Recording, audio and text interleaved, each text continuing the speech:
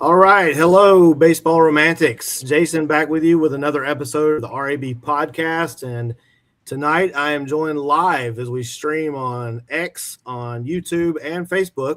And I am joined by two of my comrades, baseball lovers. We got Lorenzo and we got Josh.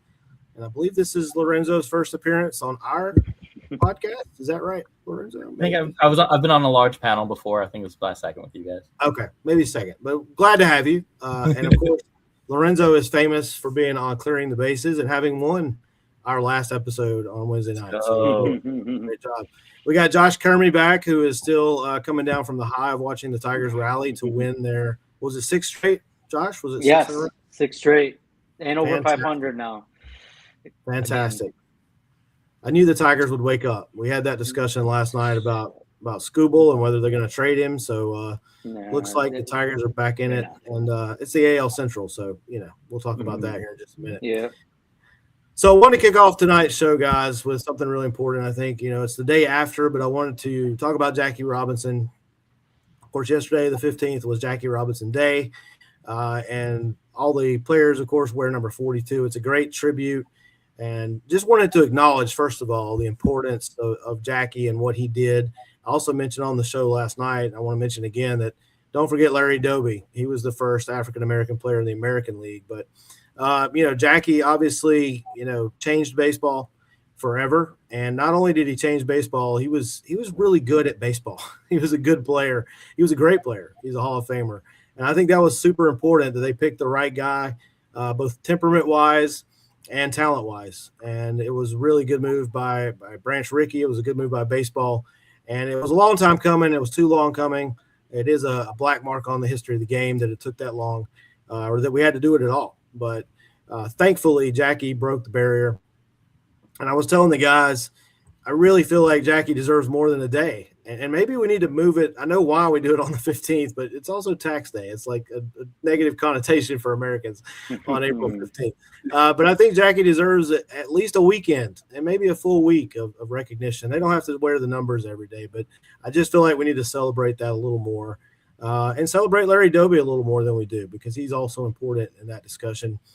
Baseball's come a long way. I love that Baseball Reference has added the Negro League stats as best they can to the Major League stats. There's still a lot of gaps there because of how records were kept, but they've done the best they could. We had a great discussion last night, and before we started recording today, me and Lorenzo were talking about, the missed opportunities, the stats that could have been for Jackie, in fact, and for Satchel Paige and for Josh Gibson. We don't know how many home runs Josh Gibson hit, and we don't know how things would have been different had those players been allowed to play in the major leagues the entire time. So nothing we can do about it now, but I think every chance we get to recognize those men is a good chance. And I just think it's super important. And I wanted to get any thoughts that you guys have around that. Lorenzo, any thoughts around Jackie and that whole thing? I love Jackie Robinson. Absolutely adored him. I do have a nice little piece I wrote. I just want to go over it with you guys. And so Jackie Robinson didn't just change the game, right? He forced the game to become what it always should have been, open to everyone. And every level of talent we talk about today, every conversation about how deep the league is, how many different kind of players are impacting the game, that all traces back to Jackie. He didn't just open the door. He proved the game was better when it was wide open for everybody to come and play the game. And what still matters today, because Jackie Robinson's legacy isn't just about history, it's about making sure the game moves forward at all times and it doesn't stand still. So just a nice little thing I wrote. Wanted to get it out there. Love Jackie. That's awesome. Josh, any thoughts? Yeah. Of course, you guys both touched on, the main points. But, I mean, obviously, Jackie was so much more than any stat that he put out there, But even so, he still did. I mean, Rookie of the Year in 47, and he was a 6 times All-Star, won a World Series. But it was so much more than that. He served in the military. He was the UCLA's first 4-time letter winner. We obviously could go on for days about necessarily his athletic ability and his achievements, but the perseverance he showed, and I mean, you watch documentaries, you read things, but I still think it's really unfathomable what he went through, and to keep going. because he knew it wasn't just about him. It was about, everybody that followed him in making the game what it is today. Yeah, definitely. I think that's a great point. Those are both great points, guys. He did think about more than just himself, and I think rarely in history do people understand where they're at in that moment. Jackie understood where he was at and what he needed to do. I think Hank Aaron after him understood where he was at in that chase after Babe Ruth's record, and they both rose to the moment, and they both did it with class, in spite of the treatment that they got from some very ignorant people. So just wanted to make sure that we talked about Jackie up front tonight and acknowledge that. And I would love to get Rob Manfred on the phone and say, hey man, why aren't we offering this guy a few more days than just one? But well done, guys. Good stuff. So let's talk about some things going on in the current game. And we want to start out with just kind of we were looking at the standings, and so many teams are bunched up. And I was telling the guys before we came on, I just glanced at the standings as of that moment about an hour ago. There were 13 teams at 500 or within 2 games, one way or the other, of 500. Just 9-7, 10-8, 11-9. It's kind of crazy. I guess the question here, or the discussion I want to have, is this true parity that we have in MLB right now? I mean, obviously the Dodgers are. I guess you can't see my arm on the camera. The Dodgers are up here, and everybody else seems to be a level below. But when you get below that, is this true parity? Is this just because it's early in the season, small sample size? We're going to see – obviously we'll see some separation. But have we reached a point in Major League Baseball where we have parity? Or what is the cause? Is it just mediocre baseball? What are you guys' thoughts? Josh, we'll kick it off with you this go-around. Yeah, of course, to your point right now, the Dodgers do skew a lot right now. 14-4. Not only that, I mean, it's the way they're doing it. I mean, they're already at a plus 46 run differential. That's pretty crazy. I mean, if you're a believer, and obviously we're only, anywhere from 18 to 19 games in for all these teams. 18 games in is literally 1/9 of the season. So, I mean, literally right now they're 14-4. You times 46 by 9. I mean, that'd be a pretty crazy run differential, right? If you're a believer in that kind of stuff. But even so, I mean, you got the Padres and Braves up there with 12 wins apiece. So, I mean, I think that the National League does seem a little more separated right now than the American League. And just because, like, you look at the American League, Tampa Bay Rays are in first place as we speak right now. But you got 9 other American League teams all within 2 games, right? If you're going to do the same thing for the National, it's a little more separated. Even if you took the Dodgers out, let's say the Dodgers didn't exist, and then it's the Padres in first place at 12-6. You got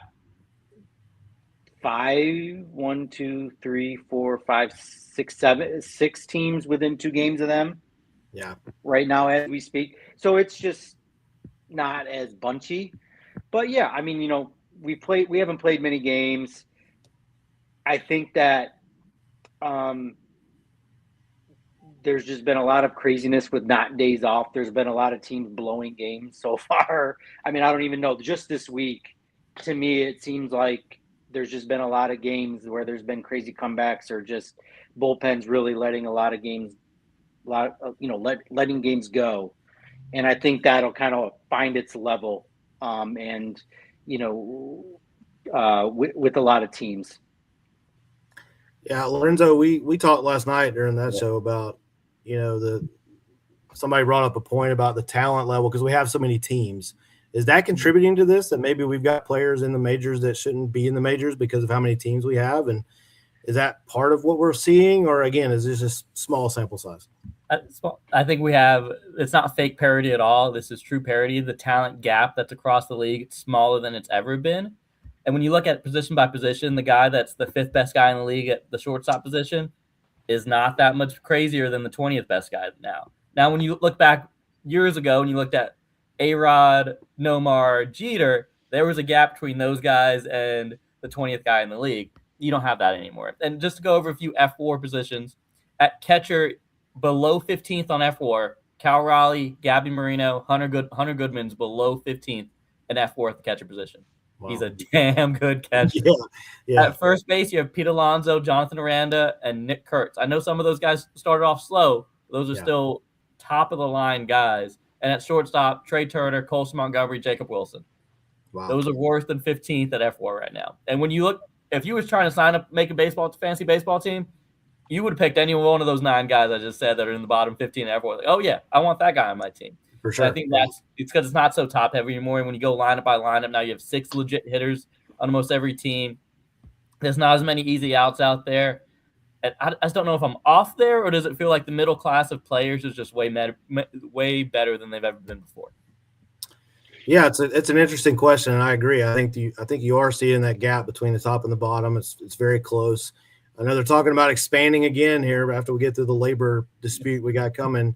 Is that going to dilute the talent pool even more? I don't know, but I like the parity. I don't know. We can debate whether it's good for baseball. I think it is if more teams are relevant for longer. And I don't, I've watched a lot of baseball already. I mean, we're only a couple weeks in, but I've watched a lot of baseball, and I've been fairly entertained. I haven't seen a lot of games that I'm just yawning. There's been some contact hitting going on. Of course, there's been home runs. There've been well-pitched games. I do think Kermie brought up a good point there about bullpens. I have seen some rather poor bullpen action from many different teams.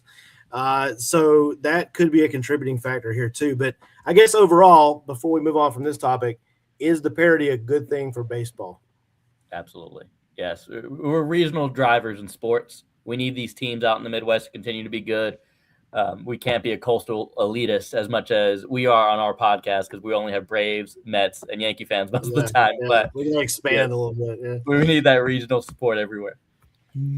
Josh? Yeah, I mean, I think that the parity is great. I think that my opinion, I think a couple things lead to this. And I mean, I think you saw it like the last few years with this additional wild card spot in each league, teams aren't dumping like they used to. So I think that is a reason, whether it be like, it was a little, our team was a little still in it last year, or even, I mean, I know we're only 20 games in. I mean, guys have only had anywhere between 35 to 55 at bats right now. So, I mean, long way to go, right? But just at the same time, it does, because those teams aren't dumping that maybe some of those guys that they would have last year. So they have them. That's a good point. Because you're just more likely to get in. I mean, we've seen it last year. I mean, specifically here in Detroit. I mean, 2024, they were down a bunch and got in. Then last year, they almost didn't get in after being up 15 and a half. Right now, and I mean, and we're going to talk about the Twins, but I mean, look at what the Twins did last year. They literally fire sailed last year. Didn't finish well. Yeah. And now literally, because we're in a weekend. I mean, they're like, they literally led the major leagues in home runs the last week, 7 days. So yeah, they're going to have a good week. And, they're doing well right now, despite some things that I would bet are going to show up every now and eventually over 162.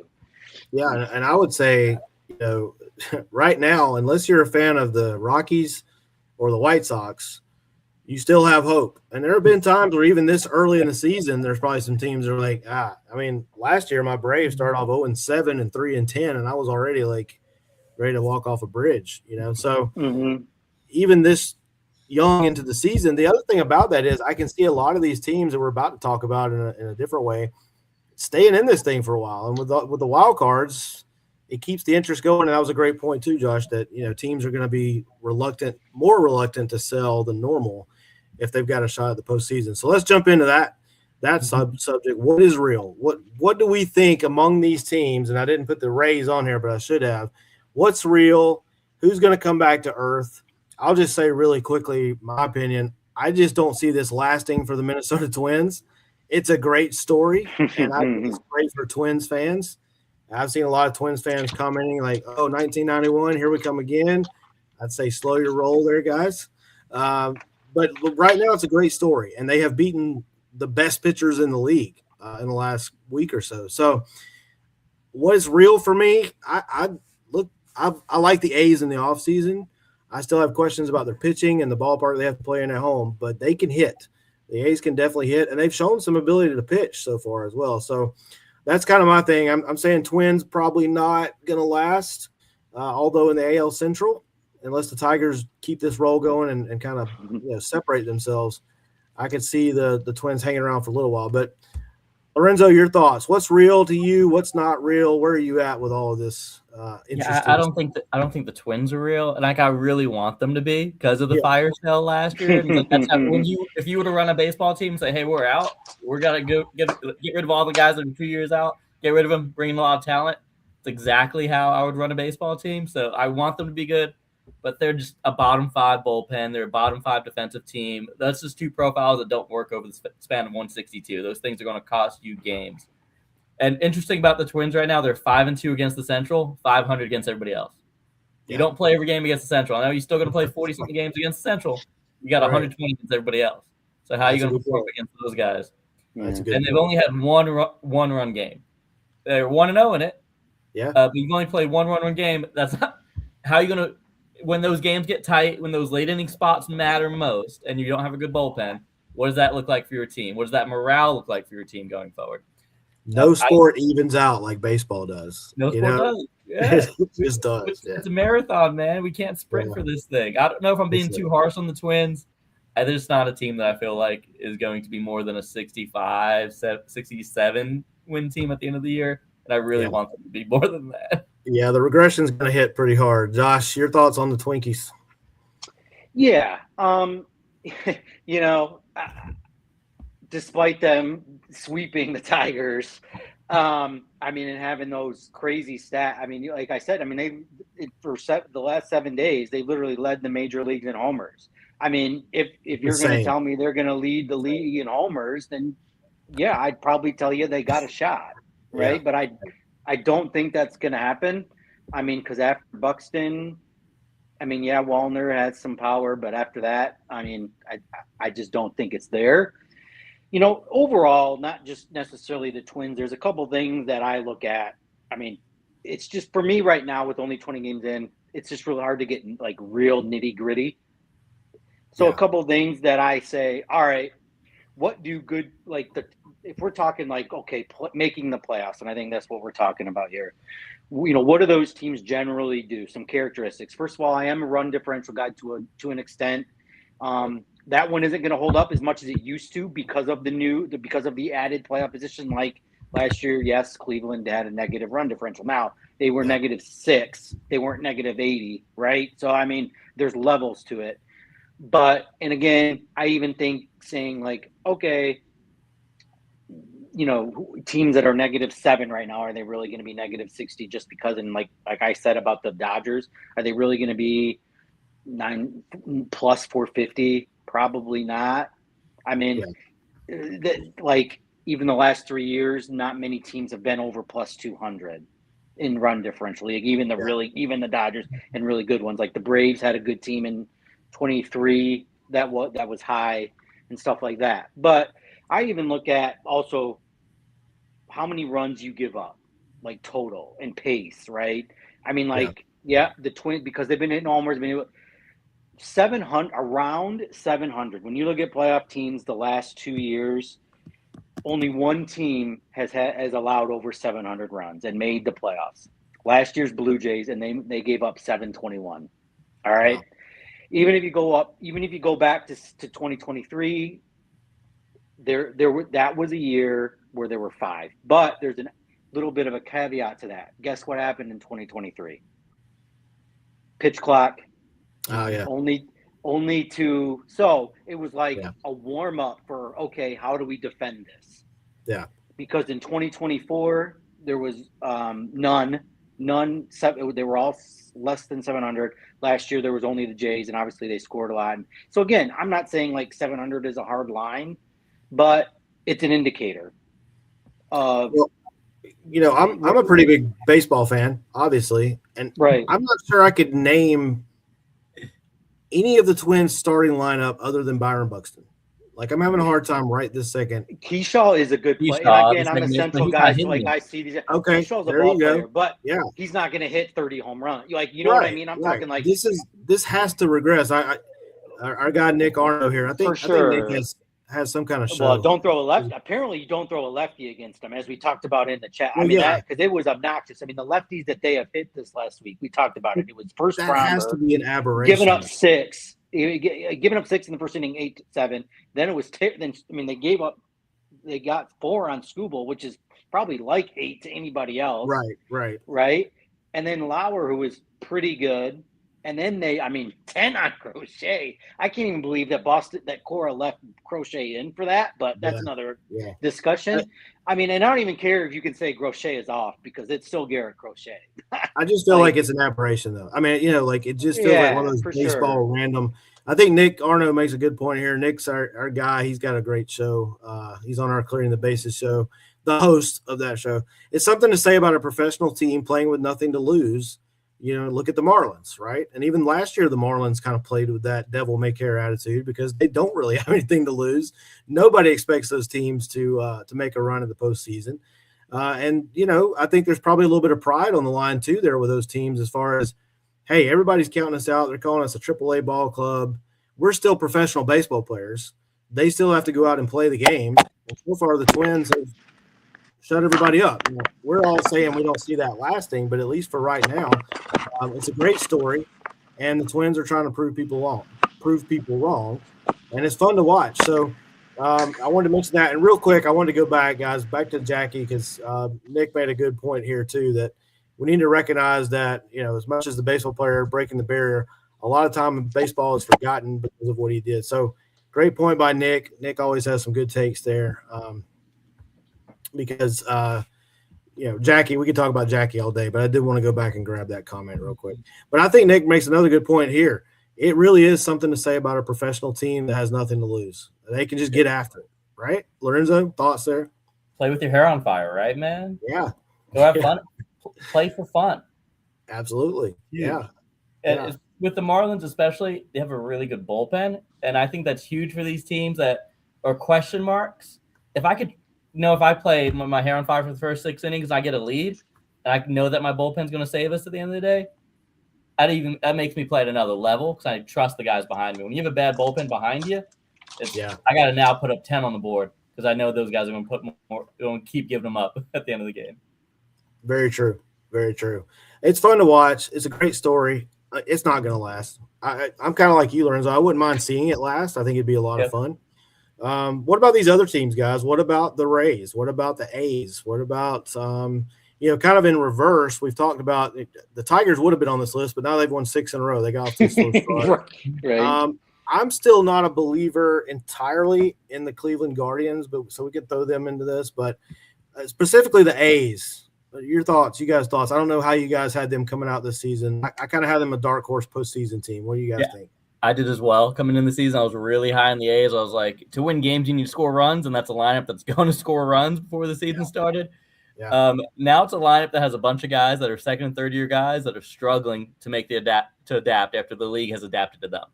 Yeah. So now these guys are all talented ball players that, with the new level of technology, they are going to fix it and figure out what's wrong. But that's what you get. You're going to have that first wall. This is that first wall that those hitters are facing, and that's what's happening to them right now. Yeah. I think the lineup figures it out over time. It's more the question of the pitching side and what's happening there. The bullpen really isn't built on swing and miss. And then you pair that with their rotation, which you can get really excited about at Jeffrey Springs. Luis Severino has his spurts where he's like, that is the ace Luis Severino I remember from the Yankee days. But that's where I really think things can unravel for that team is on the pitching side. But thankfully, they're playing Sacramento where the ball's going to go out anyway, so everybody's playing with that same thing. I am cooling off on them a little bit from the preseason, but then in my mind, I'm like, wait, the Houston Astros are hurt. Let's heat back up on the A's again. Right. So I do think they are a good team that's going to be more than 500, probably in that 85, 86 win area. Yeah. Maybe you can push some chips in at the deadline and maybe push that team a little bit more. I don't know if I'm looking at the drop-off correctly because I really think they're right. I think they're fine and that they're going to figure out the league adjustments. I don't know if that's just me. What are you guys thinking over there? Josh, your thoughts on the A's?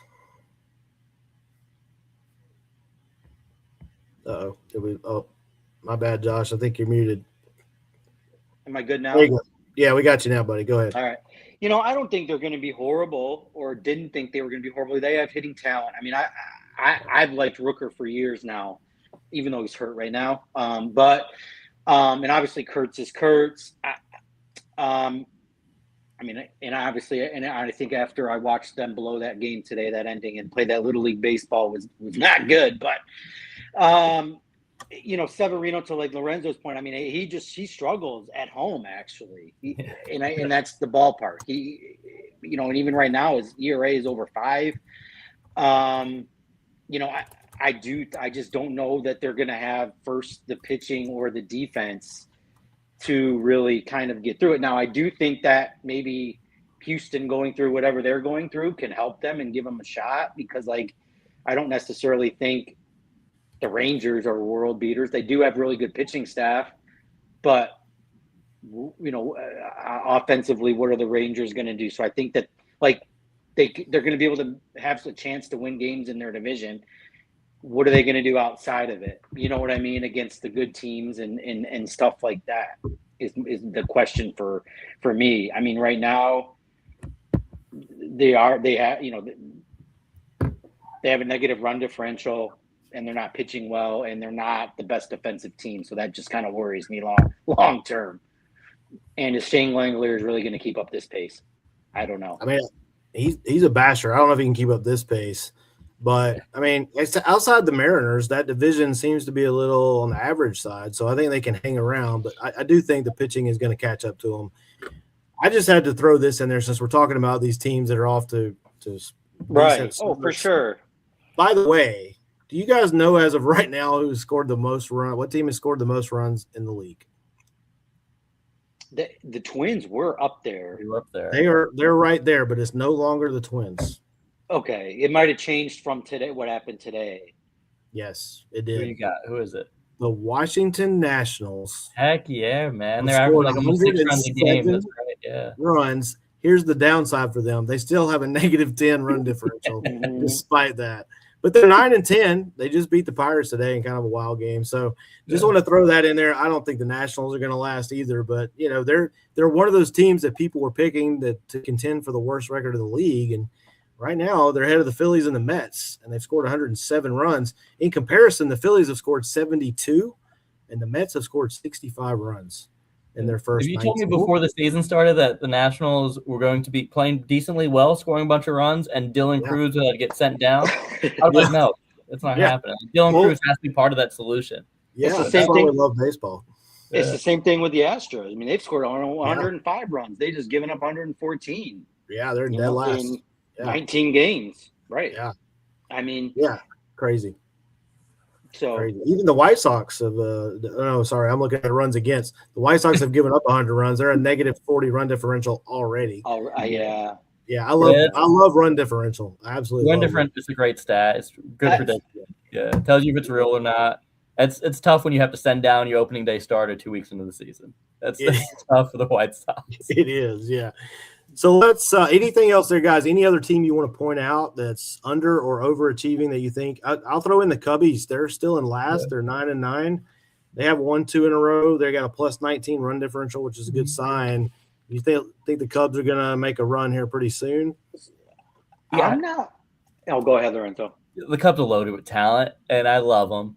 And like the Pirates at the top of that division. You still got the Cardinals, who we think are overachieving a little bit in that division. The Brewers, who Jason hates, but everybody else loves, is still there. But I think that they are underachieving a little bit now. They are going to get it connecting. I do like that bullpen a lot. And that's for 162. I look at the bullpen. I look at the pitching. I look at defense more than I look at the hitting side. So I really do think that those guys are still going to be competing, at least in the 85 to 88 wins at the end of the year for those guys. I'd like them a lot more if Cade Horton wasn't hurt, but. I mean, that was tough. I mean, they scored 94 runs. I mean, and like you said, I mean, the plus run differential. I mean, I'm not worried about the offense. I think they're going to score runs. I'm a big Nico Horner fan. And obviously, Bregman is Bregman. I mean, he's going to hit his 260 with 20-ish homers and 80 RBI. You know what I mean? Like, and play elite defense. I do worry about the starting pitching. I know they apparently were rumored to be talking to Giolito. I don't know if that's going to go anywhere, but I think they're going to need to do something, unless Colin Ray does come around. I think did they bullpen for him his last start, or they did it one of his last 2 starts, I believe. Like had a starter and then brought him in for Colin Ray, I believe, in one of his last 2 starts. So, and Imanaga's solid, but obviously they need more than that. And you brought up the Pirates. I actually think the Pirates are going to hang around. They're off to a good start. They got some good metrics. I mean, O'Neill. Obviously Cruz is going to calm down, but they're still. they're scoring runs. They got guys like Lauer going to make contact, put the ball in play. Today, actually, O'Neill didn't score on a run on a single in the extras that he should have. I don't know if you guys saw that, but cost him the game. Yeah. But obviously, they're going to get what you're going to get from Paul. Didn't they make 4 errors today too? I don't know. I didn't get to see the whole game. I saw the O'Neill Cruz mistake. Yeah, but I saw that. Their metrics. They don't give up runs. They got good pitching. So I think that they're going to hang around. They did make 4 errors. You're right. That's what I thought. So and they still almost won. Yeah. I think they're going to hang around a bit. I agree. In it, I do. Mm-hmm. I think the Pirates will. Another team that as far as kind of believing in. I do. One other team I don't believe in is the Cardinals. Just because I was about to ask that question. I don't believe in the Cardinals. Just give they have up a negative 17. Their pitching is just not good. Yeah, it's going to catch up. Yeah, it's not. For me, Jordan Walker, we talked about last week. If he hits a home run every game, again, it's kind of like something on the Twins. If he hits a home run every game, maybe. Yeah. Because that's what he's been doing. Yeah, for me, I think the team that's most underachieving right now, and they have a winning record, is the Cleveland Guardians. Like, when you look at that team and you're like, okay, let's look at that lineup. What's going on? They got 4 guys that are in their top starting 9 that have a negative B-WAR. In Manzardo, Rhys Hoskins, Bo Naylor. Like, Manzardo has a 56 WRC plus right now. Bo Naylor's a 21. That's crazy. And then when you look at their lineup, it is so left-handed heavy that they're actually 5-1 against lefties and 5-8 against righties. Wow. With how many lefties they have, they could go 1 through 9 all left-handed in that lineup and be a real force. And then you look at their bullpen and you say, yeah, those guys all get outs at the back of the end of that bullpen. And then even starting-wise, Gavin Williams is a pitcher, man.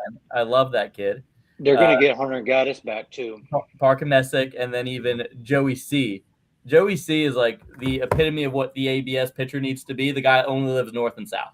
Yeah. And he has such huge break on his balls. If you haven't been to Joey C's Baseball Savant page, go there and look at the differential in his breaking ball versus what the league averages. The kid gets so much more break than everybody else does. His changeup does not drop off the table like everybody else, and he gets the huge speed difference that he has. So Joey C might be one of my Twitter posts I have coming up in the next week about guys to watch. That might be why I'm so heavy on him. Watch Parker Messick, guys. You mentioned him, Josh. I mentioned him last night too. Like, the league may adjust to him. He may be in that honeymoon period right now, but that kid can twirl it. So he's a great watch. I got to throw it out because you mentioned it, Lorenzo. The Brewers, they're 10-8. They do have a plus 16 run differential.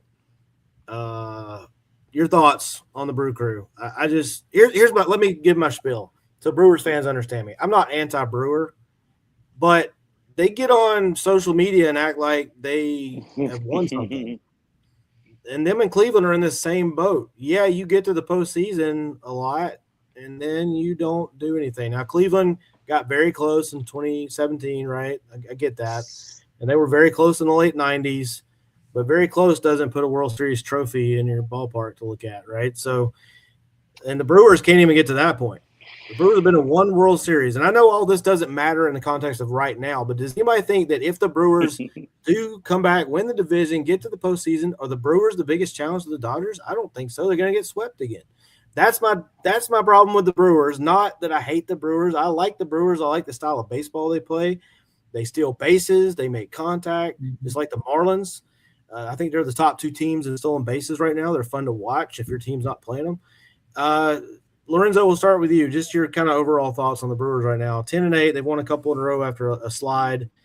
Where are they at right now early in the season? Yeah, to your point, they could win in a multitude of ways, and that's what I love about that team, right? You're going to hit the long ball. You're going to beat me in the gaps. You're going to beat me on the bases. Their defense, they have the right defensive players in the right positions, right? They might not go make out the star play every time, but they are going to make the reliable play every time. And then the star guys that they do have will carry the defense as much as they can. And pitching-wise, those guys – and also I love their manager. I can't not talk about their manager. I love it after the game, and he just calls people out. That only works in Milwaukee. If you had Pat in New York, it would be a disaster in New York. Absolutely. Right? Because Aaron Boone protects the players. Pat Murphy, no, you need to play better tomorrow. And we can't win games if you don't play better. So I love what he is for Milwaukee. I love that team. And hopefully they don't get swept this year because they are my World Series pick. I love Pat Murphy, but he's no Walt Weiss. He hasn't speared Jorge Soler. He hasn't speared anybody yet. And as we're talking, Parker Messick is having something we don't talk about through 6 right now. Okay, don't talk about it. I don't know what you're talking about. I have no idea. Who are they playing? Who's that against? Baltimore. Oh, okay. All right. We'll keep an eye on that. It's another good lineup that Parker Messick is seeing, and he's going bad, guys. I watched him against the Braves last. I think it was Saturday, and he pitched well end of last year. I mean, that's one reason they got in. He came out of nowhere. I mean, he pitched for him end of last year, and he pitched really well. I mean, dominating. So, and Cleveland. I mean, you know the MLB app breaks that rule, don't you? Like they break that rule. They put something on. Yeah. What's up with that MLB? No, Josh, that's a good point. He was doing this at the end of last year. He's he's tough, man. If he keeps that up, that changes things for the Guardians to me, because I didn't – starting pitching was an issue I thought they had. Bullpen was going to be good. I guess they can hit enough. Chase DeLauter is going to add to that, it looks like. But, we'll keep an eye on him as we go along. DeLauter, I mean, obviously – I mean, again, we're 20 games, so, I mean, like, even 7 to 9 days of someone kind of just like a Jordan Walker or even what DeLauter did right off the bat, I mean, that's going to carry you, right? Because – I mean, they beat the Cleveland went in there and they beat they're 2 of the 4 losses for the Dodgers. Yeah. Because DeLauter was hitting home runs every game the first week of the season, right? Yeah, they're the only team that's beating the Dodgers, in a series. Yeah. Right. So, I mean, and obviously, I mean, he's still done well because he had a great game the Sunday night game against the Braves, even though the Braves murdered him. Last Sunday night. Right, they did, yes. Against Chris Sale, you had DeLauter hitting him into the wall. He did. Against a lefty that is throwing it from first base. Yeah. So, I mean, obviously, I definitely don't want Cleveland to do well, but obviously, I mean, I got to be honest here. I mean, they just find ways to win. I mean, even last year, like I mentioned before, I mean, they had a negative win rate. They still find ways to win. And But, and I know you'll like this, Josh, they found a way to come back and win the division, and then they lost to the Tigers. And they did. So, I saw look, I'm going to let it go after this. With the Brewers and the Guardians, I'm going to build up a really anti-Jason fan base. So, I saw a Guardians fan wearing a jersey. And I think it was I commented. You saw me comment on it. Yeah, you saw that. And I bragging about coming back and winning the division. And I'm like, dude, you lost in the postseason. Right. And I even said you came back and won the division. You should have got 48 because that's the last time you won a World Series. There you go. I mean, trust me, Cleveland. So Cleveland is a city that it has a complex about Detroit, and when we understand that as a division rival, we understand it. And Cleveland is Cleveland. So they like to say bad things about Detroit, not just the sports teams, but the city. We're 2 hours away, right? Yeah, I'm a big fan of Detroit simply because I love Beverly Hills. Axel Foley. Absolutely, yeah, right. Yeah, absolutely. So we understand it, and hey, you know what, Cleveland, absolutely. When you talk about divisional success over the last number of years, yes, absolutely. They've won the division a lot, and they even won it last year. But I'll take it from a Braves fan. Winning the division a lot doesn't put banners. It doesn't. It doesn't. And obviously it's again to the point of the wild card teams. I mean, you just got to get in now. I mean, and there's 2 extra spots that didn't used to be there. Yeah, true. So it is what it is. Well, let's and then Lorenzo, do you have anything else you want to add there on any of the teams? You know, we could go on. I mean, Seattle's kind of still under TV. Seattle, Pittsburgh, Baltimore. There's so many teams to talk about. Yeah. As we're talking about the Guardians and their funny jersey, Derek Jeter always said it best. All you've accomplished is losing, right? The one team wins it, everybody else you accomplished losing that year. That's the only thing that matters. Hang the big banner. By the way, I'm just going to throw this out because I love stuff like this. And this is from my guy, Nick Nicholas, who's my admin on the Facebook page, does a great job, comes up with some stats. He just posted in our chat, fun fact, last Cleveland no-hitter thrown was in 1981 versus Toronto. And the last Toronto no-hitter was in 1990 versus Cleveland. And those are the 2 longest franchise droughts when it comes to throwing a no-no. So nice little tidbit there from Nick I wanted to throw in as he just put that up. That's a good one. So let's talk about what the 2 teams that everybody loves to talk about, the New York teams, the Yankees and the Mets. Both are scuffling. The Mets much worse right now. The Yankees are at least still a game over 500 and only a game and a half behind the first place Rays. The Mets have lost. Are we up to 7 in a row? We're up to 8 in a row. 8 in a row. They're 7-12. Negative 14 run differential. They've only scored 65 runs, as I mentioned earlier. Yeah, let's just start. Josh, give us your thoughts on the New York Mets, as I like to call them, the New York Mets. Yeah. So temporary slide, or are they going to bounce back? So I know years don't necessarily cross over and teams are different, but still kind of a fun fact. Since July 27th of last season, they have the 2nd worst record in baseball. The Mets. Only to the Colorado Rockies. Wow. And on Lorenzo July 20th, can barely contain himself. Wow. They were 62-44 that day. And they were finished 21-35. And then obviously what they are this season. You know, that's, you know, I'm not a Dodger hater, and so I know we talk a lot about just buying teams and it should be easy, right? You know, so I just guess for those Dodger fans out there, if there are any are listening out there, it isn't just easy just because you got money, right? And the Mets prove that. Now it sure helps. Don't get me wrong. I don't want to deviate, but it sure helps. Yes, most of the teams that get to the playoffs, even let alone make the World Series, are up there in payroll. But obviously the Mets, you know, there's between last year, they had their problems with what was going on with McNeil and Lindor, right? Okay, we're going to dump McNeil. Did that. Then you dump Alonso, Nimmo, and look what Nimmo's doing for Texas. I mean, whatever they're doing just isn't working. And I don't know necessarily it's management, necessarily, okay, fire the manager. I mean, their pitching doesn't scare me. They lose Edwin Diaz, right? To the Dodgers of all teams. Yeah. Of course. You know, Lindor has had just whatever's going on with Lindor mentally. I don't know. Like, he's just out there doing things. I don't even know. That's a weird one. Yeah. That a high school shortstop would do, let alone a Division I shortstop would do. Not covering his play last night when Teoscar beat it out at first. Were you guys watching last night when that happened? Mm-hmm. I missed that one. Started the rally for the Dodgers that inning when Teo beat out a ground ball that was hit right at Lindor, and he just doesn't go get the ball. So I don't know, but it's not good. And yes, I guess in the short story that was made long, Mets. Yeah, I believe in the Phillies more than the Mets, and obviously the Braves are the Braves right now. I mean, killing people. So yeah, I do not see them doing the Mets, being better than the Phillies, let alone the Braves. So I don't necessarily know what that spells for their. Right now, I say the Marlins are a better team than the Mets. For sure.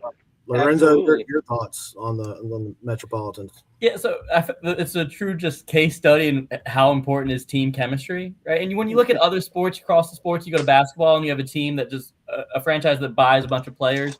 They take about 15, 20 games to get that chemistry right? Or even in college basketball, when you have a bunch of the young 19-year-old kids, it takes them about 5-6 games to get those kids going, right, playing as a team. Baseball, it's a marathon, so we got plenty of games to get it through. But it really feels like a cliche watching these guys. Or are they playing for the name on the front of the jersey or playing for the name on the back of the jersey? Sometimes looking at these Mets.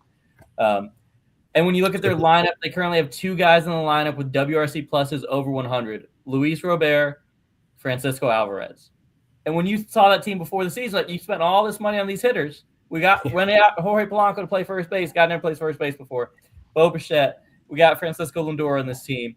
You were like, oh, yeah, that's a lineup for these guys. You're going to have a bunch of guys over 100 WRC plus. Even Marcus Semien, at least give me good defense. But it is a drop-off. These guys are not hitting the ball. I don't think that's sustainable. I think these guys will play to the back of their baseball cards eventually this year. Now, it might be May, June, which if it comes in June, it's too late. In the game of baseball, you need to have 2 good months and every other month needs to be 500. So if you have 2 really bad months as the Mets, it's too late. But I really do love the Tommy Pham edition as I talk about team chemistry, and I know that might sound ironic, but Tommy Pham won't do any of the bullshit that's currently going on in the Mets. True. He's everybody in line, hold everybody accountable, give that team some edge. And counter to Josh, I really do like their pitching. I think the bullpen can work. Devin Williams, Luke Weaver, I think those guys are good there. Freddie Peralta, I'm always a big Freddie Peralta guy. And it's just not talent. It's just is team chemistry a real issue? Am I just blowing that up? And it's just an easy excuse why they're struggling. Yeah, far be it from me as a Braves fan to play devil's advocate for the Mets. Right. Okay, but let me just point this out too. First of all, I agree. I don't think these guys can be as bad as they've been so far. They're going to play at least to the back of their card. But also, the Mets have played the Pirates, the Cardinals, the Giants, the Diamondbacks, the A's, and the Dodgers. That's not exactly an easy schedule to start the year out. They're not losing to bad teams. And the one bad team, quote unquote, they played, the Giants, they took 3 of 4 from San Francisco. So, there is something to be said for who they played. They just got off a West Coast road trip. They lost to the Dodgers. No shame in that. One of those games was 2-1. They're about to go to Chicago and play the Cubs. Then they got the Twins. I mean, it doesn't get real easier for them. So they could be it gets a little lighter after that. Rockies, Nationals, Angels, but even the Angels aren't playing terrible baseball. So to your point, Lorenzo, they can't afford to get too far behind because, again, I think the Braves are for real. The Phillies are going to play better. The Marlins are going to keep playing, I think, pretty good baseball, okay baseball.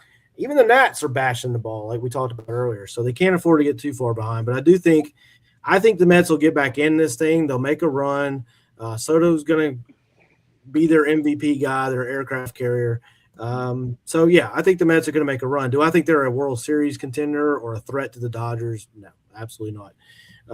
But we'll see how it works out there. Let's talk about everybody's other favorite team, the nation's favorite team, Lorenzo's favorite team, the New York Yankees. Currently, like I said, a game above 500. They've been kind of up and down. They got a big walk-off. Was that yesterday? They got the big walk-off. Yeah, so staying alive there. They can't let the Rays run away with that division, Lorenzo. What are your thoughts on your Yankees here as we're about 20 games into the season? Yeah, so the Yankees are my team, but man, do they got to get it together. And if the Yankee history has shown us anything during the Aaron Boone era, we don't play good baseball in July, so we have to play good baseball in April. Yeah. We cannot be 10-9 in April and do what we do in July every year.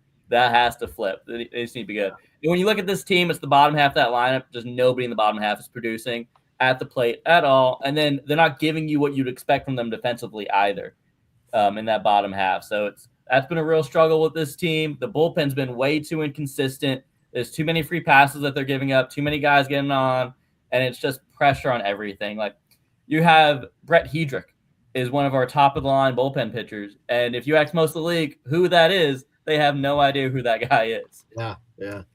And I'll be honest, before the season started, I knew Volpe was hurt, and I was in the camp that said, Volpe, take your time. Let Jose Caballero be this little pest on the team. I am banging the drum. Volpe, please come back. Please come back, Volpe. I need you. I need Volpe back in my life, which is crazy. Can we get that? I don't know. I'm going to make a clip of that and post it to all the Right. social media sites.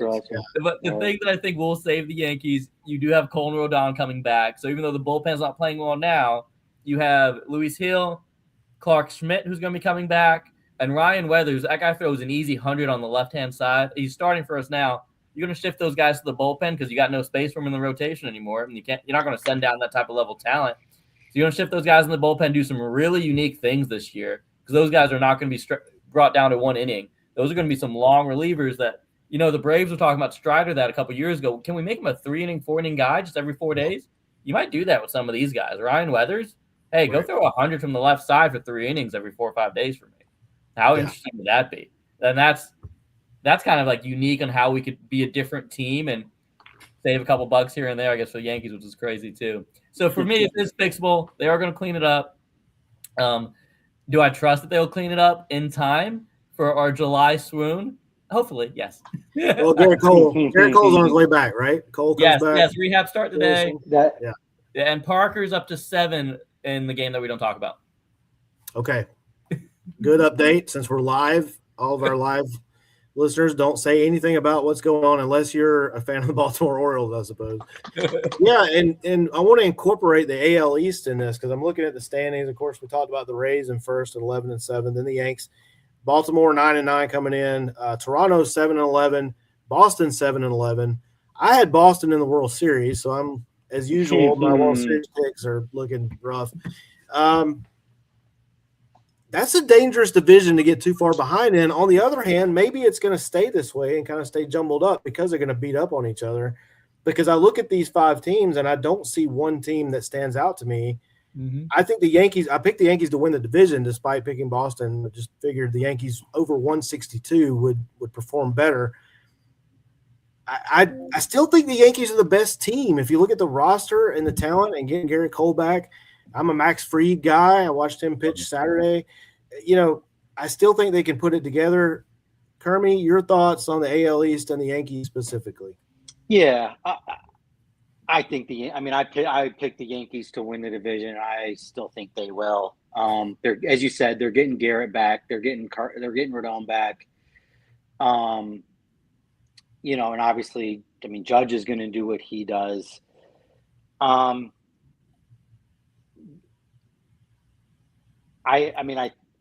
don't know. I just the Rays are in first, but do I really think they're going to stay there? No. I don't know. To me, it's just almost like some things you don't need to make harder than they should be. I know everyone kind of fell in love with the Orioles. I never did, and I still don't. I could be wrong on that one. Again, it doesn't mean I think they're going to be horrible or not hang around or be win 60 games, but I just don't see them winning the division. What about the Red Sox? Are they going to make a run here, or are they this bad? Hopefully not. Hopefully they wait till after this weekend because the Tigers are going there for 4. But mark my word, as I said in the chat, mark my words. Garrett Crochet has a gem coming up. Okay, Sunday. That does surprise me. Obviously, even if you ask me, all right, Josh, what are you more surprised about? The Yankees being 10-9 or the Red Sox being 7-11? 7-11, it'd be the Sox being 7-11 because the Yankees being 10-9 are just baseball.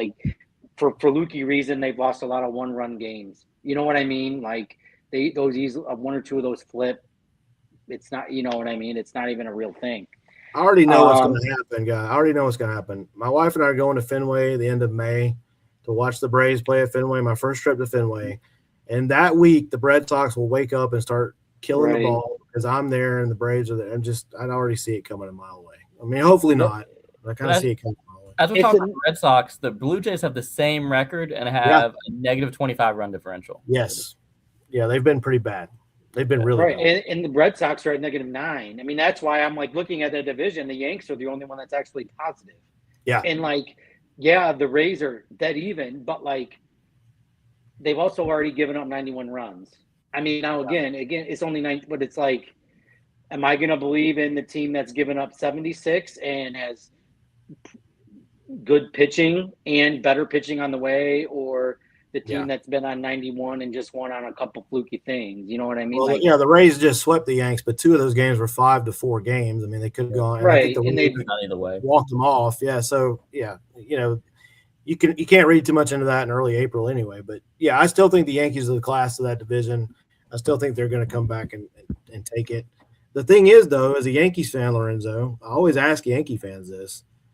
I mean, if you don't win the World Series, isn't every year a failure for them? Failure. Yeah. I mean, that's a high bar. Yeah. Cashman will go up. Cashman, and the thing is too, and it's like I'm gonna honestly, I even put the Tigers into it because people are like you mentioned about Skubal getting traded, but the Yankees are gonna do something at the trade deadline, whatever it is, they're doing something. They always, I mean, they did last year. They went and got Bednar. They went and got Duvall. They're gonna do something. They're gonna do something. So I mean, you got to factor that in. Boston, it's they're gonna try, but what are they gonna do, right? And the same thing with the rest of the division. And I don't know, Boston, I kind of fit in with the Mets. It's they're losing their identity. They've made some big moves, but it's like Boston even from last year, the whole Devers deal. Then we get Bregman, and then we don't even re-sign Bregman. So it's I just feel identity issues are there. Yeah. Look, it's going to be interesting. I just think it's really. If you're a Brewers fan, you get super happy about getting to the postseason. Yeah. It's like college football. Hey, we made it to the Music City Bowl. Mm-hmm. And whereas you're a Yankees fan, if you don't play for the national championship, it's a disappointing season, right? So that's just a really high bar, but I guess that comes along with the territory, right? It does. And honestly, I empathize. I mean, you guys are in big markets, obviously. I mean, the Yankees and even the Braves. I mean, that's big market spending. And I mean, Braves have even recently won. But even since the Braves won in 21, I mean, and again, I'm not a Dodger hater, but man, who's beating the Dodgers? Tough, man. I mean, is it am I supposed to say, okay, I hope the Tigers get to the World Series? Am I okay?